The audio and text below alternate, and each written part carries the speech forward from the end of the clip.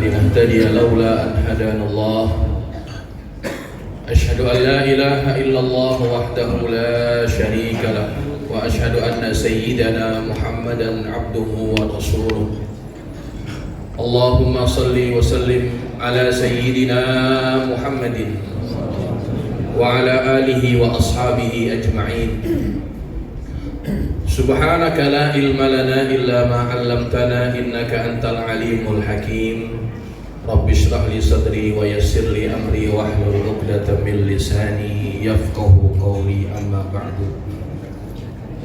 فقد قال الله تعالى في كتابه الكريم أعوذ بالله من الشيطان الرجيم وإنك لعلى خلق عظيم. Hadirin hadirat jamaah Masjid Jami Nurul Huda yang dirahmati Allah, mobil khusus para asatizah, para kiai, para guru yang membersamai kita pada pagi hari ini. Mudah-mudahan kehadiran para guru kita senantiasa menambah keberkahan majelis kita. Dan juga salam hormat, salam takzim kami haturkan kepada aparatur pemerintah yang hadir, yang tadi sudah menyampaikan sambutannya Bapak Camat kita, Bapak Haji Mukroni. Kalau camat yang rajin ngaji, enak Pak kampung kita. Kalau camat datang, biasanya lurah datang.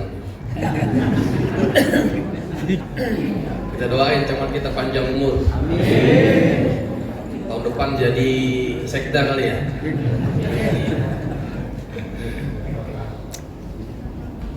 Tadi MC udah mantun, Pak Camat mantun, masa saya kakak saya.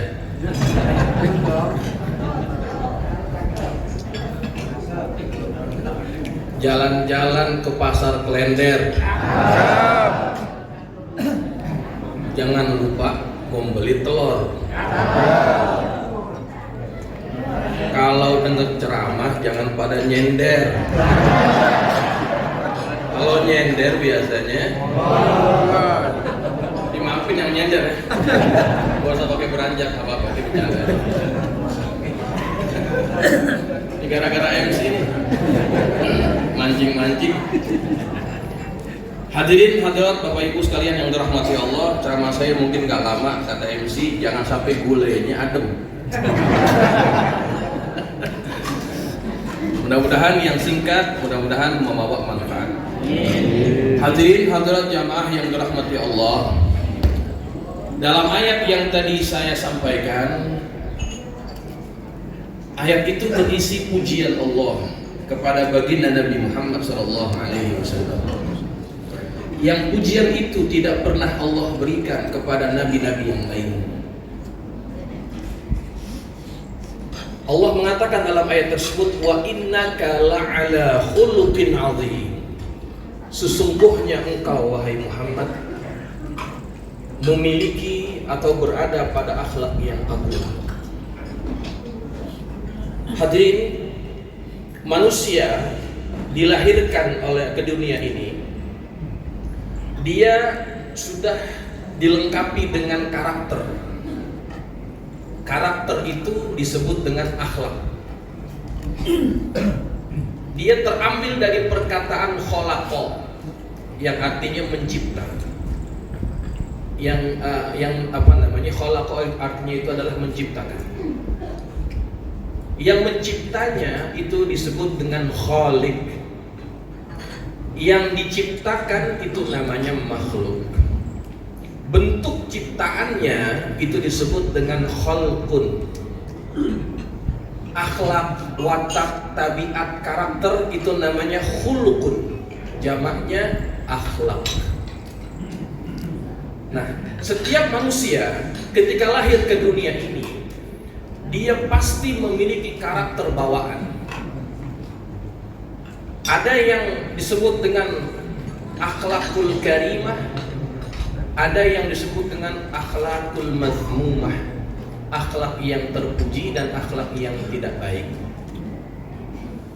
Ada orang yang dia itu punya sifat pemurah, tapi terkadang ada orang yang juga punya sifat pemarah. Karena setiap orang punya dua karakter itu. Dan termasuk kita pasti memiliki dua karakter itu. Ada yang baik, ada yang buruk. Tapi Nabi Muhammad SAW hanya memiliki satu karakter, yaitu karakter yang mulia yang disebut dengan akhlakul karimah. Jamaah, inilah yang menjadi tugas utama Nabi agar umatnya bisa meniru beliau. Dan Allah sudah menjadikan beliau sebagai suri tauladan yang harus kita ikuti. Laqad kana lakum fi Rasulillahi uswatun hasanah. Setiap yang dijadikan ikutan, setiap yang dijadikan uswah, mestilah orang yang punya karakter terbaik. Maka dialah baginda Nabi Muhammad SAW. Jamaah sekalian yang dirahmati Allah, di antara sifat, akhlak, karakter yang Nabi arahkan dan perintahkan kepada kita untuk memilikinya adalah satu. Kalau kita mau bicara banyak-banyak, tapi saya mau bicara satu saja. Nabi SAW bersabda dalam sebuah hadis, yang hadis ini sangat masyhur, dimasukkan oleh Al-Imam Nawawi di dalam kitab Al-Arba'innya. Kata Nabi, ittaqillaha haitsuma kunta wa atbi'is sayyi'atal hasanata tamhuha wa khaliqin nasa bi khuluqin hasanin. Ittaqillaha haitsuma kunta. Bertakwalah kalian kepada Allah di mana saja kalian berada. Jadi jamaah sekalian, inilah yang menjadi misi utama Nabi, agar kita semua mempunyai karakter utama seorang yang dicintai Allah, yaitu orang yang bertakwa kepada Allah. Ini yang harus kita jadikan sebagai prioritas dalam kehidupan ini. Menjadi orang yang bertakwa kepada Allah. Makanya kenapa setiap kali khutbah Jumat pesan takwa itu menjadi rukun, agar kita diingatin terus. Cuman kadang-kadang kan karena kita dengerin khutbahnya sambil tiduran, jadi pesan-pesan itu kadang-kadang nggak meresap di hati kita. Harusnya setiap Jumat bertambah ketakwaan kita, ini malah enggak. Padahal takwa itu merupakan sesuatu yang menjadi prioritas Nabi SAW agar kita bisa memilikinya. Hadirin jamaah sekalian, takwa itu memiliki tunjang. Tahu tunjang Pak? Gigil. Tunjang. Itu mah yang dimasakan Padang itu. Tunjang itu adalah penopang ya. Ya kalau di sapi itulah urat-urat besarnya. Itu yang disebut dengan tunjang, kita panggil gigil. Jadi takwa itu punya penunjang, tunjang utama. Apa itu? Kalau orang pengen punya takwa, dia harus punya rasa takut. Takut kepada siapa? Takut kepada Allah Subhanahu wa ta'ala. Kalau orang punya rasa takut, pasti dia akan punya rasa takut. Dalam satu riwayat diceritakan bahwa Sayyiduna Umar ibn Khattab, beliau itu punya kebiasaan suka melakukan inspeksi. Kata orang sekarang belusukan. Tapi beliau itu belusukannya malam-malam, bukan siang-siang. Dia lewat di satu rumah di kota Madinah. Kemudian dia mendengar ada dialog dalam rumah itu. Bawakan air kemari, campurin ke susu yang kita punya. Oh, rupa-rupanya nih rumah tukang susu Pak. Dipanggil untuk seseorang itu untuk membawakan air supaya dicampurin ke susunya. Yang disuruh ngambil air jawab, wahai ibu. Oh, ternyata yang disuruh anaknya Pak. Wahai ibu, sesungguhnya perbuatan ini adalah perbuatan yang dilarang oleh Amirul Mukminin, mencampurkan air dengan susu. Memang pada waktu itu terjadi kemarau, sehingga menyebabkan tumbuh-tumbuhan yang biasa dijadikan sebagai pakan itu jadi kurang, menyebabkan air susu yang dihasilkan oleh ternakan mereka menjadi kurang juga. Namanya orang dagang kan pengennya untung aja. Gimana biar untung? Dicampurin air untuk susu. Nah, Amirul Mukminin sebagai khalifah sudah mengeluarkan peraturan atau larangan tidak boleh melakukan hal itu. Kata anaknya, wahai ibu, ini perbuatan dilarang oleh Amirul Mukminin. Kata ibunya, Amirul Mukminin lagi tidur di istananya, dia nggak tahu apa yang kita lakuin. Udah bawa kemari airnya. Apa kata anaknya? Wahai ibuku, aku tidak mau mentaati Amirul Mukminin ketika dia tahu, tapi aku bermaksiat kepadanya ketika dia tidak tahu. Wahai ibu, memang saat ini dia tidak mengetahui perbuatan kita, tapi Allah melihat perbuatan kita. Allah mengetahui perbuatan kita. Ketika Umar mendengar ucapan dari sang anak, bergetar hatinya. Di rumah yang sederhana itu ada figur yang di dalam hatinya dipenuhi rasa takut kepada Allah, sehingga nggak berani melakukan apa yang dilarang. Kemudian Umar berkata kepada ajudannya, cari tahu ini rumah siapa, laporkan besok kepada saya. Kemudian oleh ajudannya itu dicari tahu itu rumah siapa, dilaporkan kepada Umar. Amirul Mukminin, itu rumah janda. Dia punya anak perempuan dan anak perempuannya belum menikah.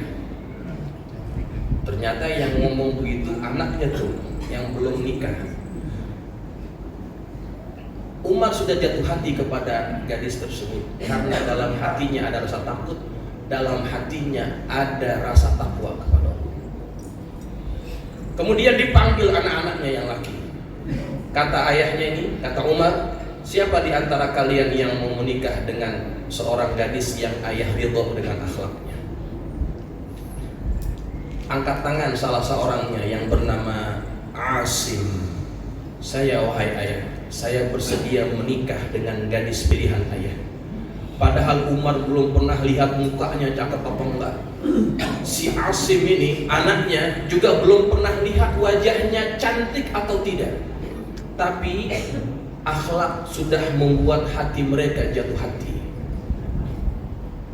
Maka kemudian singkat cerita menikahlah anaknya Umar yang bernama Asim ini dengan si gadis penjual susu yang menjadi pilihan Umar karena akhlaknya yang dipenuhi ketakwaan kepada Allah. Dari pernikahan mereka, Pak, Bu, mereka melahirkan ataupun mereka punya seorang anak, anaknya perempuan, dikasih nama Laila. Laila nanti ini dia menikah dengan seorang daripada dinasti Bani Umayyah yang bernama Abdul Aziz bin Marwan, yang beliau juga seorang yang soleh, yang bertakwa kepada Allah, walaupun berasal daripada dinasti Umayyah yang dikenal pada zaman itu mereka hidup dalam keadaan hedonis, suka berfoya-foya, tapi tidak dengan Abdul Aziz bin Marwan. Menikahlah Abdul Aziz bin Marwan dengan Laila ini, cucunya Umar. Dari pernikahan mereka lahir beberapa orang anak, dan salah satunya ada yang dikasih nama sama dengan nama datuknya, yaitu Umar bin Abdul Aziz. Umar bin Abdul Aziz, siapa yang gak kenal Umar bin Abdul Aziz? Walaupun dia adalah khalifah dari dinasti Bani Umayyah, tapi banyak ulama yang menggolongkan dia sebagai khulafa ar-rasyidin yang kelima. Kenapa? Karena ketika dia memerintah dengan adil. Keadilan itu karena pemimpinnya punya rasa takwa kepada Allah Subhanahu wa taala. Dia memerintah nggak lama, nggak sampai 3 tahun, tapi dalam masa pemerintahannya dari Yaman sampai ke negeri Syam itu nggak ada orang yang minta-minta di pinggiran jalan. Kenapa? Karena rakyat merasakan keberkahan pemimpin yang soleh. Rakyat merasakan kesejahteraan dari sebab pemimpin yang bertakwa itu. Cuman 2 tahun, nggak sampai 2 periode, apalagi 3 periode. Tapi memang dasar pemimpinnya adil, bertakwa, Allah kasih keberkahan kepada penduduknya. Begitu. Maka kita berdoa mudah-mudahan pemimpin kita nanti nih yang akan kita pilih dalam pilkada adalah pemimpin yang bertakwa kepada Allah Subhanahu wa taala.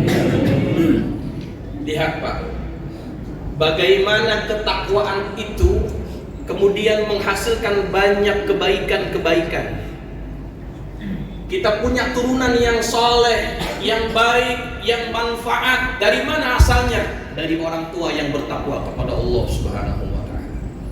Maka Bapak Ibu, kalau kita pengen punya turunan anak-anak keturunan kita yang soleh-soleh, yang baik-baik, kita bisa jadi orang yang soleh juga. Jadi orang yang bertakwa kepada Allah. Begitu.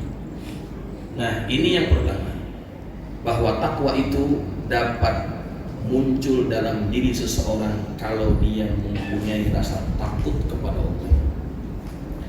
Yang kedua, tunjang utama daripada ketakwaan itu adalah adil. Adil adalah faktor utama yang menyebabkan orang layak disebut sebagai orang yang bertakwa. Dalilnya dalam Quran, dalam surah Al-Maidah, i'dilu huwa aqrabu littaqwa. Berlaku adillah kalian, karena sesungguhnya keadilan itu lebih dekat kepada ketakwaan. Adil artinya menempatkan sesuatu pada tempatnya. Lawan dari adil adalah zalim.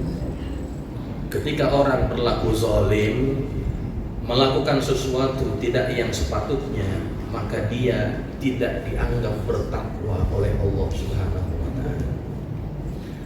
Hadirin jamaah yang dirahmati Allah, saya ingin bawakan lagi satu kisah yang ada kaitan dengan Umar bin Abdul Aziz. Masih nyambung nih kisahnya.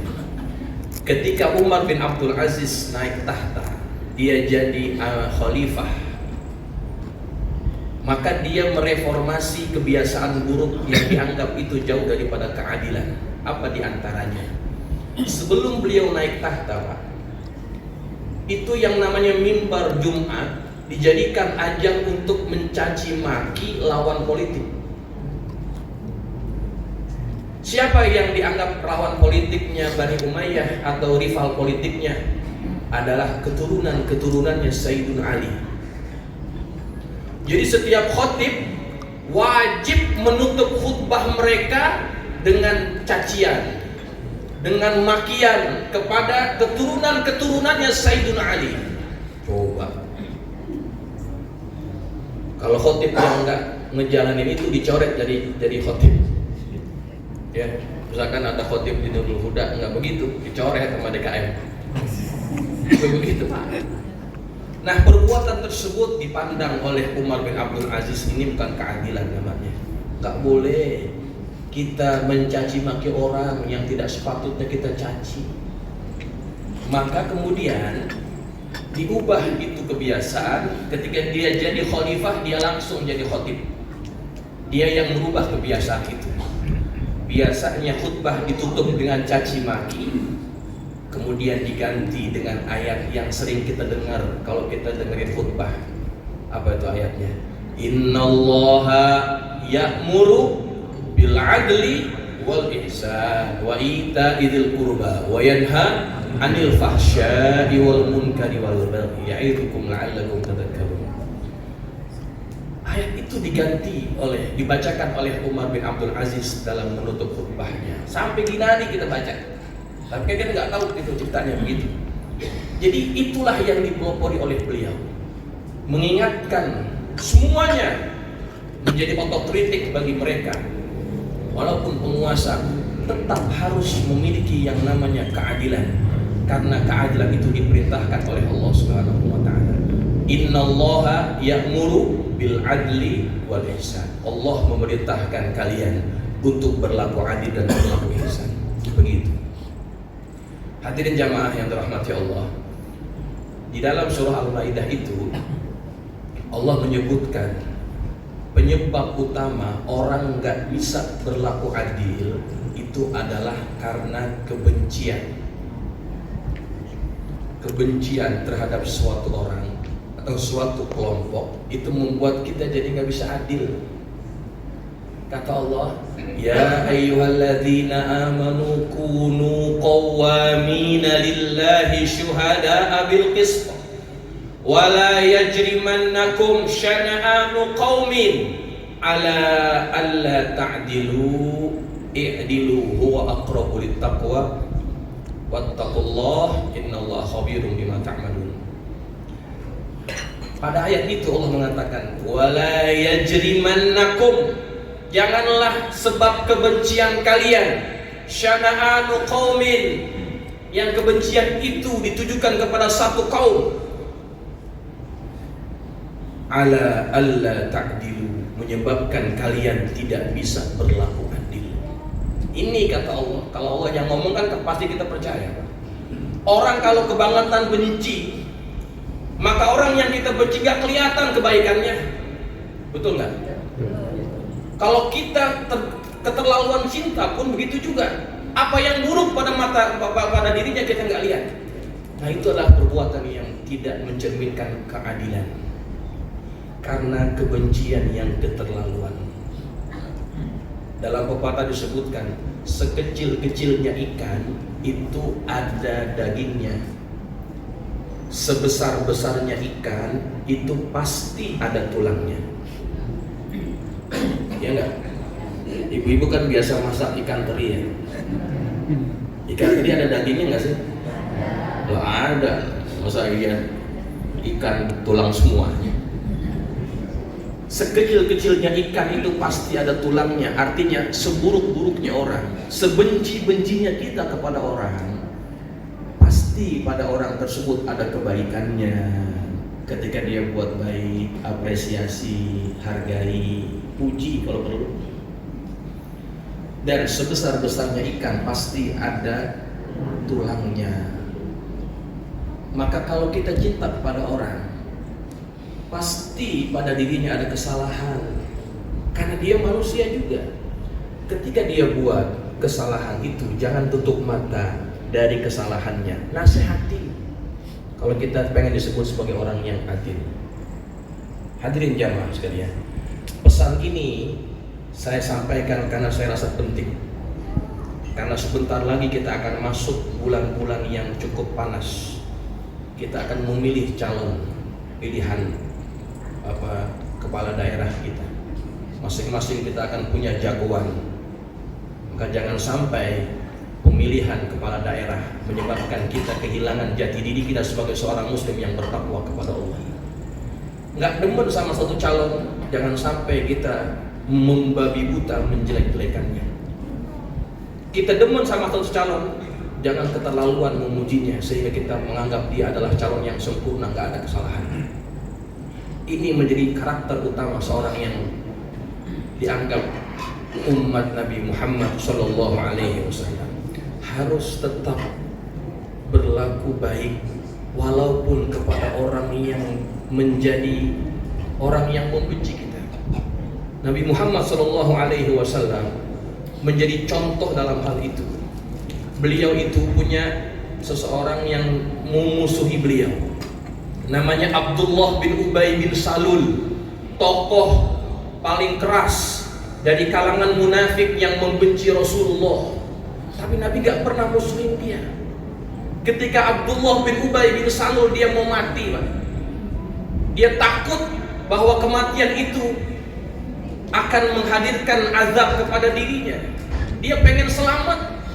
Kemudian dia pesan sama anaknya, wahai anakku, tolong pesan sama Nabi Muhammad, kalau saya mati, tolong kasihkan jubahnya untuk aku jadikan sebagai kain kafanku. Orang munafik minta jubahnya Nabi. Coba.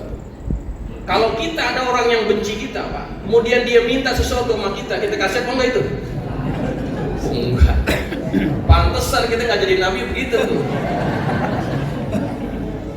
Ini Abdullah bin Ubay bin Salul, Masya Allah, dia pernah ngomong pada orang-orang Madinah ketika Nabi dan sahabatnya hijrah ke Madinah, Sammin kalbak yakulak.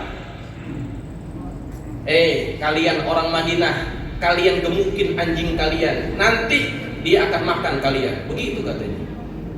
Dianggap orang-orang Mekah itu orang-orang yang hijrah disebut anjing-anjing yang diumumkan oleh orang-orang Ansor. Saking bencinya tuh. Waktu perang Tabuk, gara-gara dia tuh pasukan Muslim pada belengkok nggak jadi perang. Gara-gara dia. Giliran dia mau mati minta jubahnya Nabi. Kalau kita jadi Nabi, nggak pantas banget kan? Kita nggak bakalan kasih itu jubah. Ketika datang anaknya, wahai Rasulullah, ayah saya sudah meninggal dunia. Dia minta, dia pesan agar anda memberikan pakaian yang anda pakai, jubah anda. Nabi kasih nggak? Kata Umar, jangan ya Rasulullah, nggak usah dikasih. Ngapain ngasih orang kayak begitu? Hidupnya nyusahin, matinya kolokan. Nggak usah dikasih. Nggak. Nabi buka tuh jubahnya, dikasih pakaian. Kenapa? Emang nggak ada manfaatnya juga, gitu ya, buat orang-orang kayak begitu. Bahkan ketika diminta untuk Nabi sholatkan dia, Nabi sholatin juga tuh. Sampai turun ayat yang menegur Nabi sebetulnya. In tastaghfir lahum aw la tastaghfir lahum in tastaghfir lahum 70 marratan fala yaghfirullahu lahum. Kata Allah, kalau kamu minta ampun buat mereka, ataupun kamu tidak minta ampun buat mereka, sekalipun engkau minta ampun buat mereka sebanyak 70 kali istighfar, Allah nggak akan pernah ngampunin mereka. Itu kata Allah dalam Quran. Apa kata Nabi? seandainya 70 kali juga Allah nggak ngampuni, saya akan tambahin biar lebih banyak dari 70 agar Allah mengampuni dia. Tuh, Nabi itu akhlaknya luar biasa. Barulah ketika turun ayat la tusalli ala ahadin minhum mata abadan wa la taqum ala qabri. Jangan kalian sholatin orang-orang dari kalangan mereka itu, jangan juga doain di atas kuburannya. Setelah itulah Nabi nggak mau lagi mendoain orang-orang yang munafik. Sebelumnya Nabi enggak, Nabi tetap doain karena Nabi punya rasa cinta. Kebencian mereka tidak membuat cinta Nabi itu berkurang. Inilah akhlak yang harus kita contoh dari baginda Rasulullah Sallallahu Alaihi Wasallam. Hadirin jamaah sekalian yang dirahmati Allah, saya takut kelamaan gulainya udah keburu mangkak. Jadi saya cukupkan, mudah-mudahan bermanfaat. Mohon maaf, billahi taufiq wal hidayah. Assalamualaikum warahmatullahi wabarakatuh. Bismillahirrahmanirrahim. Alhamdulillahirabbil alamin. Hamdan yuwafi ni'amahu wa yukafi mazidah. Ya rabbana lakal hamdu kama yanbaghi li jalali wajhikal karim wa 'azimi sultanik. Allahumma shalli ala sayyidina Muhammadin wa ala ali sayyidina Muhammad. Allahumma la tada' lana fi majlisina hadza dhanban illa ghafartah wa la hamman illa farajtah ولا كربا إلا نفسته ولا عيبا إلا سترته ولا ذنبا إلا غفرته ولا دينا إلا قضيته ولا ميتا إلا رحمته ولا حاجة من حوائج الدنيا والآخرة يا لك رضا ولنا فيها صلاة إلا قضيتها ويسرتها يا أرحم الراحمين. اللهم ربنا هب لنا من أزواجنا وذرياتنا قرة أعين واجعلنا للمتقين إماما. اللهم اجعلنا من الذين يستمعون القول فيتبعون أحسنه. صلى الله على سيدنا محمد وعلى آله وصحبه وسلم والحمد لله رب العالمين. السلام عليكم ورحمة الله وبركاته. Assalamualaikum warahmatullahi wabarakatuh.